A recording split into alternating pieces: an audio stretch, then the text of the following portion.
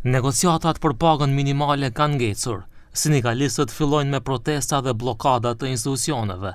Të martën e ardhshme do t'i bllokojnë deputetët që siç thonë të mos mund të marrin shpenzimet e udhëtimit dhe për të treguar pse nuk e ulin pagën e funksionarëve, ndërsa mbajnë në sirtar propozimin e LSM-s për rritjen e pagave të punëtorëve.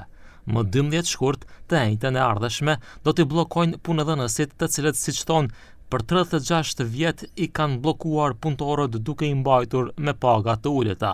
Dhe më 17 shkurt, qeveria, në mënyrë që as kryeministri as ministra të mos mund të vinë me makina zyrtare në punë, të duhet të ecin në këmbë dhe të shohin në sy punëtorët që marrin pagat më të ulëta në Evropë dhe jetojnë në kushte më të vështira, thot kreu i LSM-s Slobodan Trendafilov. Една от фазите е и организирање на 24-часовен генерален штрек за да дадеме можност на работниците да ни се приклучат во што е можно поголем број, но денеска на седницата на претседателството се дискутираше и не се исклучува можноста за организирање на уште еден голем протест како тој што се случи на 28. Ќе го прецизираме времето кога најголем број од работниците ќе може да ни се придружат на улица, затоа што имавме укажување од страна на работниците дека биле попрачувани. Trendafilov tha se nesër do të dorëzojnë iniciativë në kuvend për uljen e pagave të funksionarëve. Deputetët kanë afat deri të martën e ardhshme në seancë që t'i ulin pagat e tyre dhe të rrisin pagat e punëtorëve, paga minimale në 600 euro dhe të tjerat për të paktën 100 euro. Nëse nuk e bëjnë këtë, të mërkurën LSM do të mbledh 10.000 nënshkrime dhe si propozues i autorizuar do t'i dorëzoj ligjet në kuvend.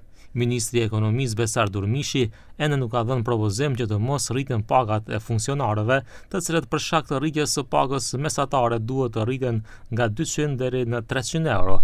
Ai thotë se do të pres të dhënat nga statistikat dhe pastaj do të veprojnë si vitin e kaluar. Kur u pyet nëse qeveria do të pranojë subvencion për kontributet për të rritur pagën minimale në 600 euro, ai tha se së shpejti do të ketë këshill ekonomiko-social dhe aty do të merret vendimi.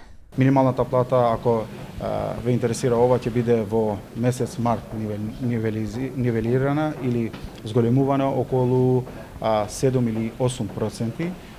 Ако ги споиме минатата година, ова година и другите две години што ни доаѓаат 2027 до 2028 година, ќе имаме зголемување за околу 40% на минималната плата. Околу 40% ако го земеме предвид дека секоја година по 7% или 8% се зголемува минималната плата. LSM nuk ka ftesë dhe nuk do të marrë pjesë në mbledhjen e Këshillit Ekonomiko-Social. Një takim midis kryeministrit Mickoski dhe sindikatës do të mbahet të njëjtën. Oferta e kryeministrit është rritja e pagave për mbi 7.000 punonjës administrativ për 40% në 2 vite, por me kushin që të hiqet marrëveshja kolektive e përgjithshme, gjë që është e papranueshme për sindikalistët. Ata thonë se kjo do të nënkuptonte ulje të pagave për rreth 21.8% për mbi 130.000 punonjës në sektorin publik.